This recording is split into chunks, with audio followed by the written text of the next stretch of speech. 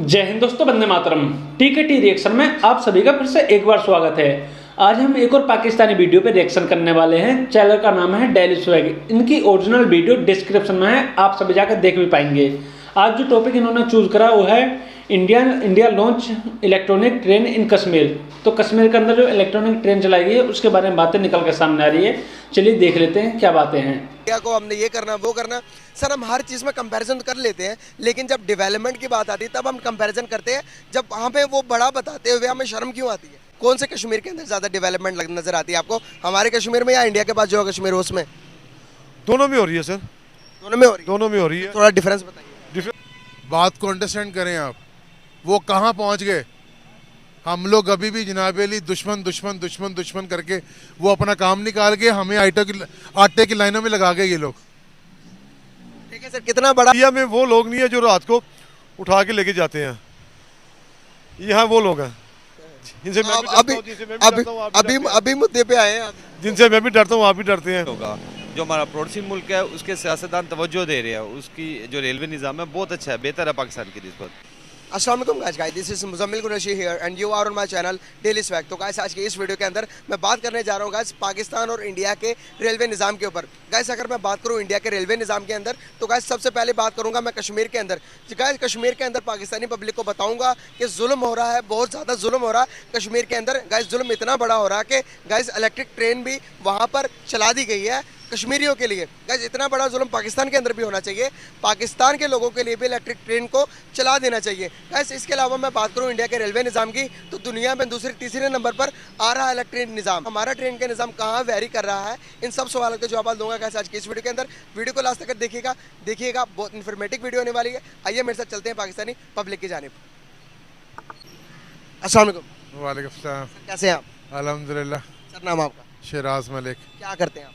मेरा कारोबार है अपना बिजली की तारों का। बहुत ज़बरदस्त सर। सर बेसिकली बात करने का पर्पस ये है, अगर मैं बात करूं पाकिस्तान के मौजूदा हालात के ऊपर बात करते हुए, अगर मैं पाकिस्तान के रेलवे निज़ाम के ऊपर आपकी थोड़ी नज़र दौड़ाना चाहूं तो पाकिस्तान की रेलवे निज़ाम अगर दुनिया के किसी मुल्क के साथ कंपैरिजन करें तो किसके साथ हो सकती है मौजूदा हालात को देखते हुए? मौजूदा हालात को देखते हुए तो इस निज़ाम का अपने कहने कंपैरिजन आप बांग्लादेश से नहीं कर सकते, श्रीलंका से नहीं कर सकते।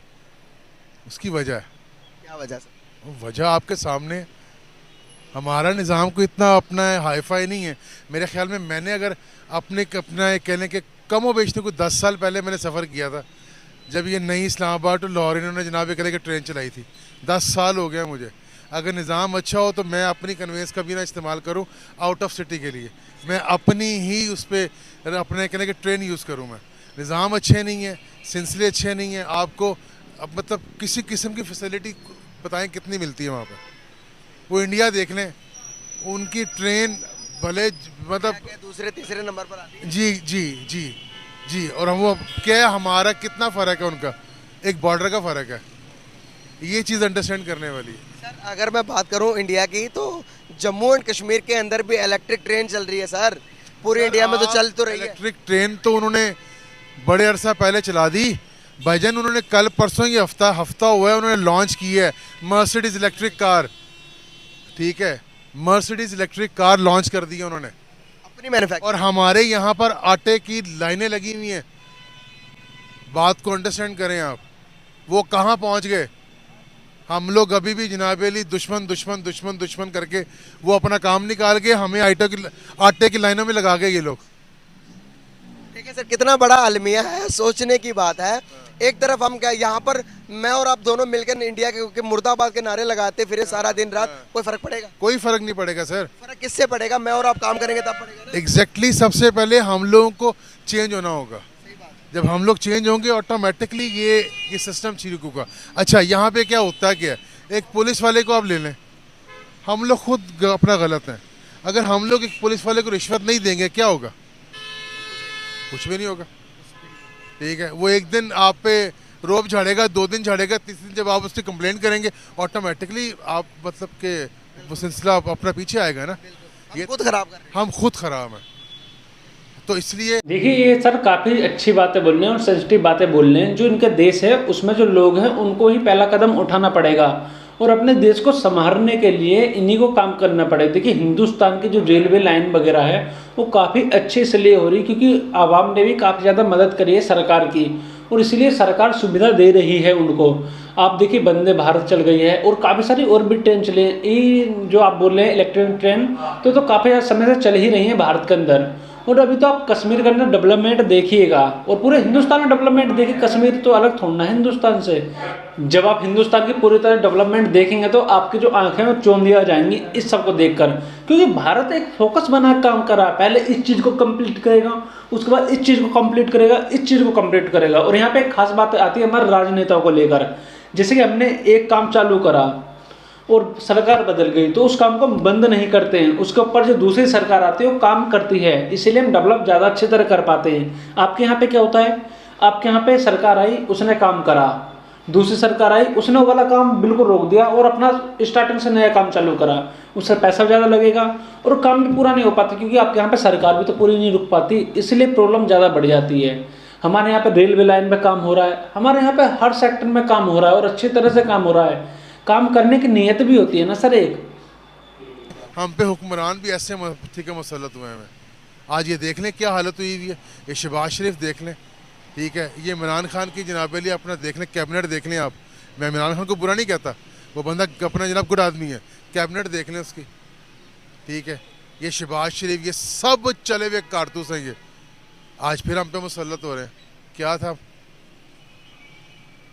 अगर हम देखें तो हम यहाँ पर एज इंडिविजुअली तौर पर हम ये समझते हैं कि इंडिया हमारा दुश्मन है, इंडिया को हमने ये करना वो करना। सर हम हर चीज़ में कंपैरिजन कर लेते हैं, लेकिन जब डेवलपमेंट की बात आती है तब हम कंपैरिजन करते हैं, जब वहाँ पे वो बड़ा बताते हुए हमें शर्म क्यों आती है?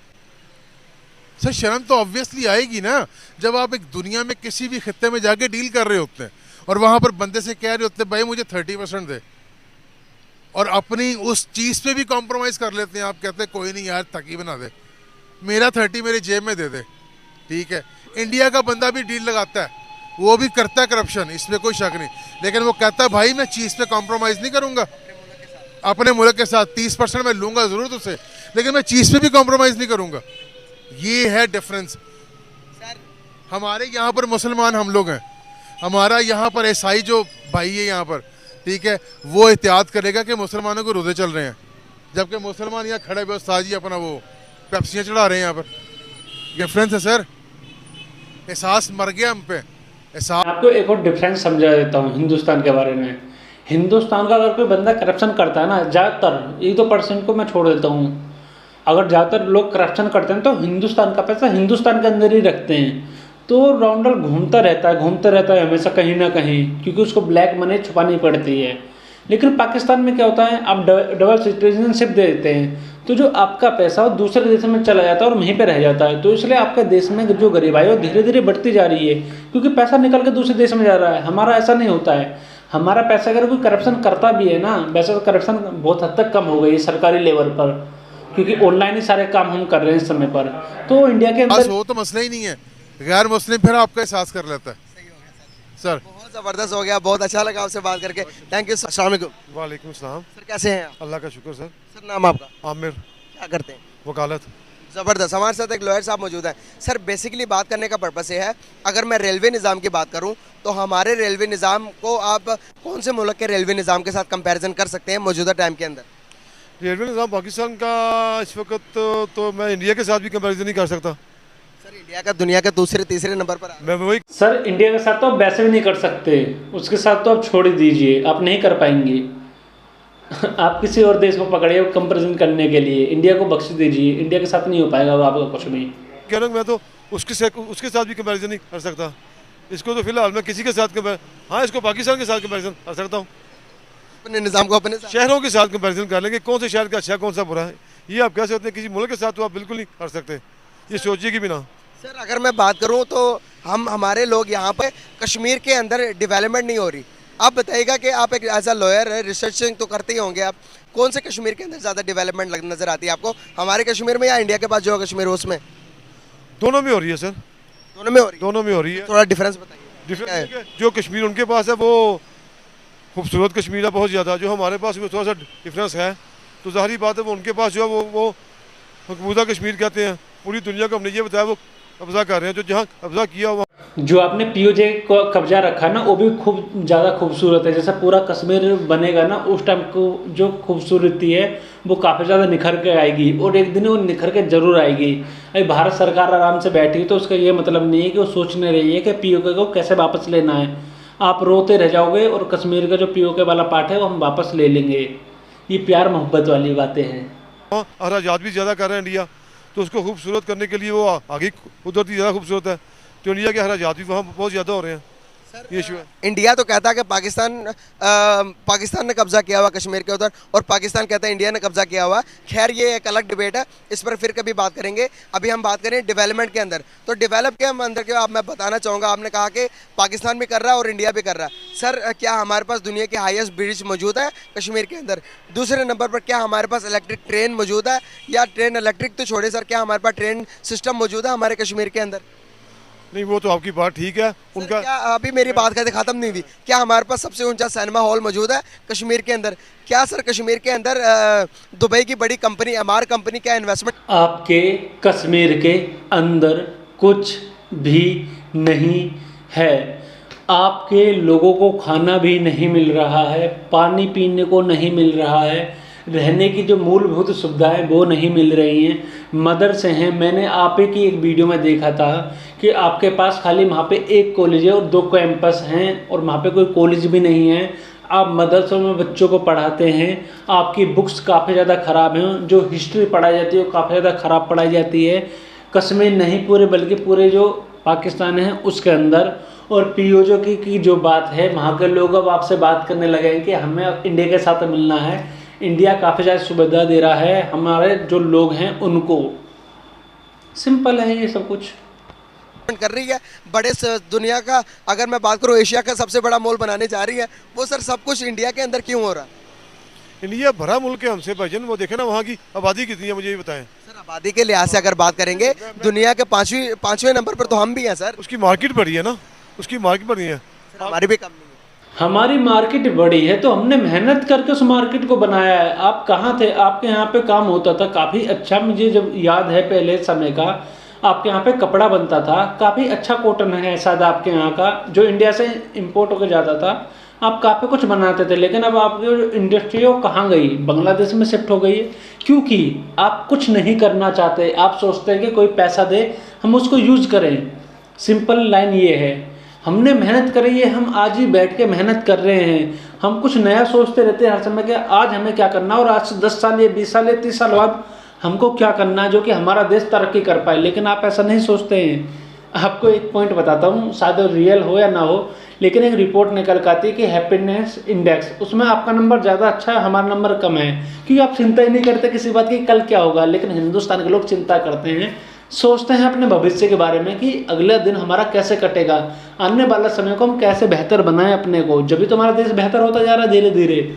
नहीं, आपकी थोड़ी सी कम है सर। थोड़ी सी का क्या होता है? अगर आबादी की आप बात करेंगे तो जापान देख ले, हमारे फैसलाबाद से छोटा स्मॉल। सर इंडिया में वो लोग नहीं है जो रात को उठा के लेके जाते हैं, यहाँ वो लोग हैं जिनसे मैं भी डरता हूँ, जिनसे मैं भी डरता हूँ, आप भी डरते हैं। अभी मुद्दे पे आए हैं। जिनसे मैं भी डरता हूँ, आप भी डरते हैं। इंडिया में वो नहीं है। इंडिया में उन लोगों से परमिशन लेनी नहीं पड़ती किसी कंपनी को खोलने के लिए, यहाँ परमिशन लेनी पड़ती है सबकी। इंडिया में कमीशन देनी पड़ती सिर्फ एक बंदे को, यहाँ देनी पड़ती है 5-6 बंदों को, तो कंपनी कैसे यहाँ आएगी? सर इंडिया में मुझे लगता है कि कमीशन देनी नहीं पड़ती। अगर वो कमीशन देते तो दुनिया की 5वीं बड़ी मैशत ना बनते। मैं आपको उस मुल्क का निज़ाम कभी ठीक नहीं होगा जहाँ मैं निज़ाम अदल से हूँ, जहाँ निज़ाम अदल नहीं होगा। इस मुल्क में निज़ाम अदल नहीं है सर। सर हमारा जस्टिस कौन सा नंबर पे? मेरा ख्याल है कोई 100, मैं तो कहूँगा तो आखिरी नंबर पे है। जो फिगर आप काउंट करते हैं मैं उसको नहीं मानता, क्योंकि मुझे 22 साल हो गए हैं ये करते हुए। यहाँ निज़ाम अदल नहीं है। जिस मुल्क में निज़ाम अदल नहीं होगा वो बर्बाद होगा। अगर आप दुनिया में जाते हैं ना, दुनिया में हल्के से हल्के मुल्क, थाईलैंड हो गया, बांग्लादेश हो गया, ये छोटे मुल्क हैं। अफसोस होता है आपको कि आप किस मुल्क में रह रहे हैं और कहाँ आए हैं। वहाँ निज़ाम अदल है सर, यहाँ निज़ाम अदल कोई नहीं है। Thank you very much sir. Thank you so much and nice to talk with you sir. बहुत सर कैसे हैं आप? जी अल्हम्दुलिल्लाह। सर नाम आपका? शाहिद सर क्या करते हैं? मैं गाड़ियों का बिजनेस करता हूँ। माशाल्लाह वेरी नाइस। सर बेसिकली बात करने का मेरा आज आपसे पर्पस ये है कि बताइएगा कि मुल्क के हालात कैसे हैं, और सबसे पहले बताइएगा कि हमारा रेलवे निज़ाम कैसा है। क्या हमारा रेलवे निज़ाम वाकई में उसी तरह का है जिस तरह का होना चाहिए? नहीं, बिल्कुल वैसा नहीं है। एक्चुअली हमारा मुल्क का निज़ाम जो है ना वो बहुत स्लो प्रोसेस में है। जैसा चलना चाहिए वैसे नहीं चल रहा है। हमारे जो सियासतदान है उनको सिर्फ अपनी यार एक बात में समझ में नहीं आती है, मुजम्मिल भाई ने रेलवे की बात करी, रेलवे से उठा के सियासत पे ले जाते हैं, मुल्क पे ले जाते हैं। भाई रेलवे की बात करिए तो कोई टॉपिक हो रेलवे के अकॉर्डिंग तो उस पर बात करो, समझाओ कि हमारी रेलवे क्यों नहीं अच्छी है, या क्या खासियत है या क्या खासियत नहीं है, उसके बारे में बात करो। ये सीधे डायरेक्ट अपने पाकिस्तान के अंदर जो मेन प्रॉब्लम है ना, जो भी बंदा है कोई भी हो, एक नहीं बोल रहा मैं, कोई भी हो, वो किसी न किसी पार्टी के अकॉर्डिंग बोलता है। उसकी पर्सनल राय मुझे तो शायद निकल के नहीं आती है सामने, वो किसी न किसी पार्टी के अकॉर्डिंग ही बात करता निकल के आएगा। आप देखना आगे भी पड़ी हुई है, हमारी तो है ही नहीं। आप और हम तो कहीं पे है ही नहीं बीच में। तो जो सियासतदान है उनको जब तक वो तवज्जो नहीं देंगे तो निज़ाम अच्छा नहीं होगा। जो हमारा पड़ोसी मुल्क है उसके सियासतदान तवज्जो दे रहे हैं, उसकी जो रेलवे निज़ाम है बहुत अच्छा है, बेहतर है पाकिस्तान की निस्बत। दुनिया के अगर आप 10 मुल्कों के फहरिस्त निकालेंगे तो इंडिया का रेलवे निज़ाम आपको दूसरे या तीसरे नंबर पर मिलेगा। एग्जैक्टली, बिल्कुल ऐसे ही वो है। क्यों अपने तरक्की की तरफ ध्यान दें? वहाँ के लोग सिंसियर हैं अपने उनके साथ। यहाँ हमारा कोई भी सिंसियर नहीं है। सियासतदान क्या, आप किसी भी फील्ड में चले जाएं, इवन क्लर्क भी कोई अपने इदारे के साथ सिंसियर नहीं होता। जब तक आप सिंसियर नहीं होंगे अपने घर के साथ तो आपका घर कैसे तरक्की करेगा। सर इंडिया के अंदर जो जम्मू कश्मीर है वहाँ पर भी इलेक्ट्रिक ट्रेन को चला दिया गया। जी बिल्कुल। सर बताएं ज़रा आप मुझे कि अगर मैं बात करूं ट्रेन के निज़ाम की, 180 की स्पीड से चलती है वहाँ की ट्रेन, वंदे भारत ट्रेन हो गया, और इसके अलावा इतने ट्रेन के निज़ाम है कि मैं आपको गिना नहीं सकता। सर रेलवे निज़ाम की अगर मैं बात करूं तो कितना ज़रूरी है कि एक मुल्क के डेवलपमेंट के लिए बाहर से कोई फॉरेनर घूमने आता है या फिर जो पाकिस्तानी पब्लिक है इनकी ज़िंदगी कितनी आसान होती है इस निज़ाम से? नहीं, रेलवे का निज़ाम बहुत ज़रूरी है। इवन अब यहाँ पे कोई भी आपको शरीफ इंसान रेलवे पे सफ़र करना मुनासिब नहीं समझता ख़ुद को। इतना निज़ाम बेहतर हो कि हम लोग उसको सफ़र करें। हम लोग बस पे तरजीह देते हैं या अपनी गाड़ी को तरजीह देते हैं, हम लोग कभी भी रेलवे को तरजीह नहीं देते हैं। तो निज़ाम कम अज़ कम इतना हो, इस काबिल हो कि हम लोग तरजीह दें उसको। सर कश्मीर के रिलेटेड थोड़ी सी बात कर लेते हैं। हम यहाँ पर ये समझते हैं कि कश्मीर के अंदर डेवलपमेंट नहीं हो रही, इंडिया के कश्मीर के अंदर क्या समझते हैं? एक इलाके में रहने वाले लोग, मैं हो या आप हो, हम क्या चाहते हैं? ज़िंदगी में आसानी चाहते हैं ना, सारी चीज़ सस्ती चाहते हैं। वो हम चाहते हैं कि गवर्नमेंट हमें ज़िंदगी की फैसिलिटीज़ दे, हमें सब्सिडीज़ दे। तो क्या हमें वो सब्सिडीज़ मिल रही हैं? अगर जम्मू एंड कश्मीर की बात करें तो क्या हमें ज़्यादा मिल रही है, जम्मू एंड कश्मीर के लोगों को ज़्यादा सब्सिडीज़ मिल रही है? नहीं, मेरे ख्याल में देखें, आप तो कश्मीर की बात कर रहे हैं, मैं तो आपको पाकिस्तान की बात कर रहा हूँ। पाकिस्तान में उस तरह इंफ्रास्ट्रक्चर है ही नहीं, और ना ये लोग तरक्की कर रहे हैं और ना तवज्जो कर रहे हैं। अगर यहाँ पे तवज्जो हो तो फिर आपके जो दूसरे एरियाज़ आते हैं आप वहाँ पे बाद में जाते हैं। पहले तो पाकिस्तान में तवज्जो की ज़रूरत है ना। यहाँ पे कौन से डैम्स बन रहे हैं, लाइट चली गई है, लाइट वापस आ नहीं रही है। आप लोग यूपीएस अगर पे जाते हैं तो यूपीएस पीछे गवर्नमेंट फटाफट उस पर टैक्स लगा देती है, महंगा कर देती है ताकि लोगों की अप्रोच से बाहर हो जाए। ये चीज़ें बहुत कुछ है पाकिस्तान में अभी देखने लायक। बहुत अच्छा लगा आपसे बात करके, thank you so much and nice to talk with. तो वीडियो खत्म हो गई और काफ़ी सेंसिबल बातें सामने निकल कर आई हैं। तो इंडिया का एक मॉडल समझा देता हूँ मैं आपको जल्दी से और बढ़िया तरह समझाते हैं। देखिए आने वाले जो समय है ना उसके अंदर हम कार और बाइक खरीदना शायद थोड़ा कम कर दें, क्योंकि हम जो जानने वाले हैं अब जो हमारे रेलवे सिस्टम है उसको हम इतना अपग्रेड कर देंगे, इतना बढ़िया कर देंगे कि लोग ज़्यादातर प्रेफर करेंगे कि हम ट्रेन यूज़ करें, ना कि कार या ना कि बाइक। हमको सस्ता भी पड़ जाएगा और हमारा रास्ता जल्दी भी हो जाएगा।